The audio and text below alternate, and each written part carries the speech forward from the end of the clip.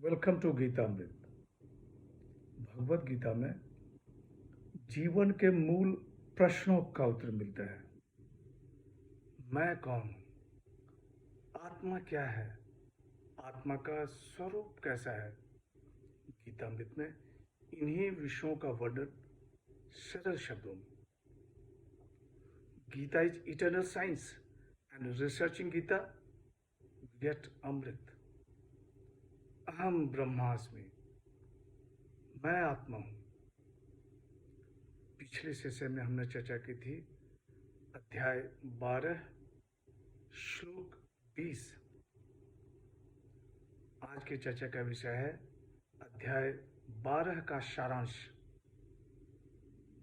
अध्याय 12 का सारांश।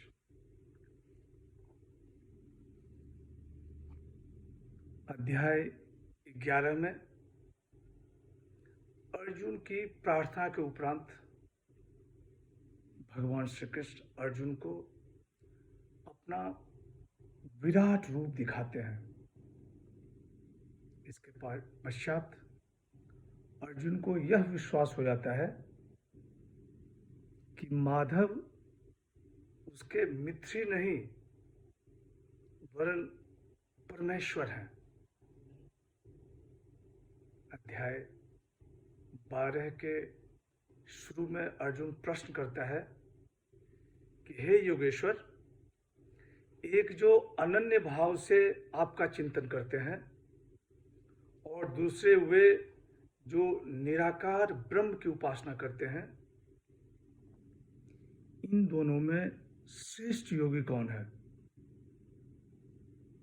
भगवान श्री कृष्ण ने इसका बहुत ही स्पष्ट उत्तर दिया।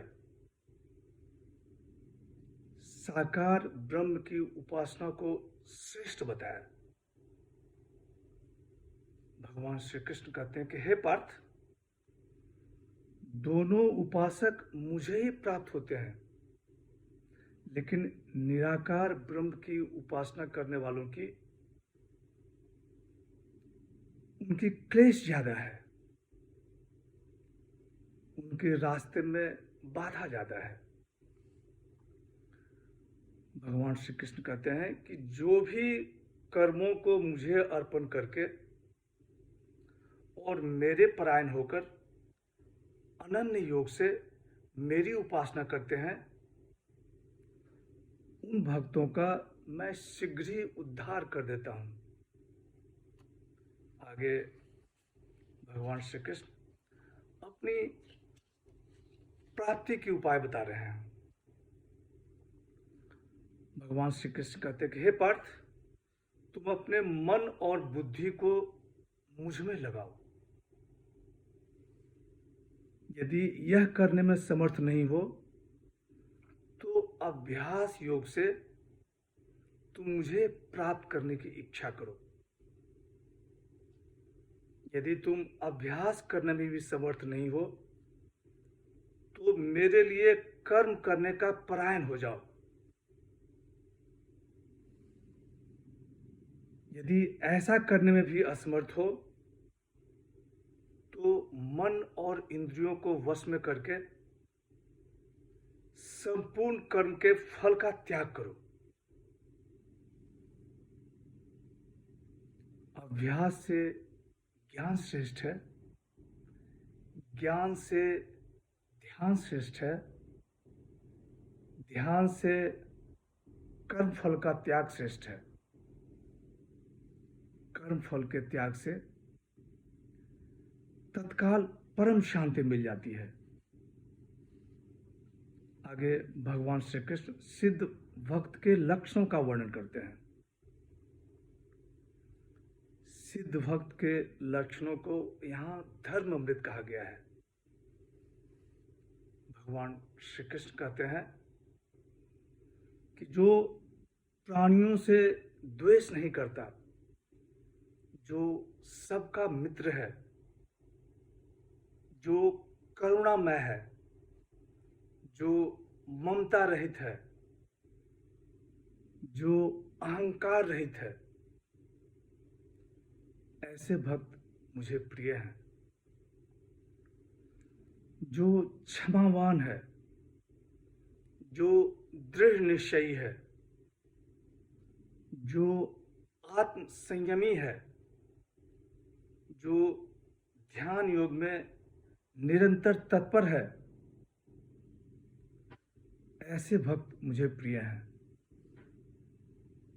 जिससे किसी प्राणी को उद्वेग नहीं होता, जिसको खुद भी किसी प्राणी से उद्वेग नहीं होता, ऐसे भक्त मुझे प्रिय हैं। जो आकांक्षा रहित है,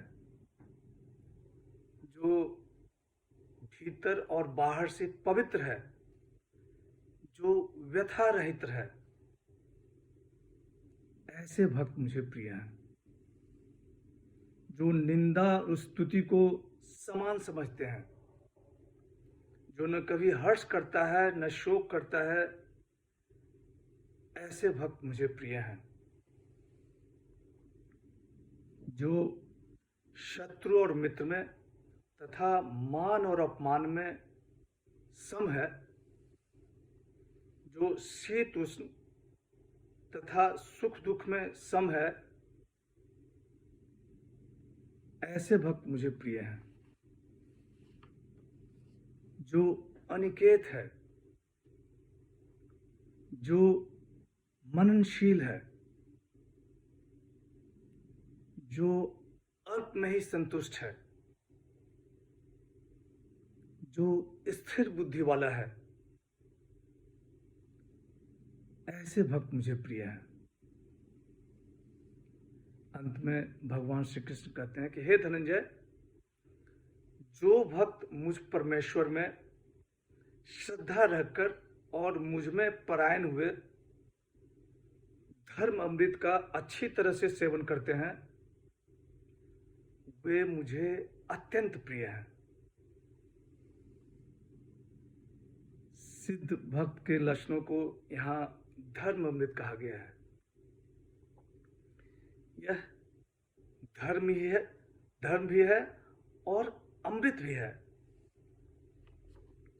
यदि एक गुण का भी मनुष्य सही मायने में सेवन करता है, तो दूसरे सारे गुण स्वतः उसमें दिखने लगते हैं, क्योंकि सारे गुण एक दूसरे से कनेक्टेड हैं। आज की चर्चा यहीं समाप्त करते हैं। अगले सेशन में नए अध्याय 13 पर चर्चा होगी। क्षेत्रज्ञ विभाग योग, the field and the knower of the field, the body called the field, the soul called the knower of the field.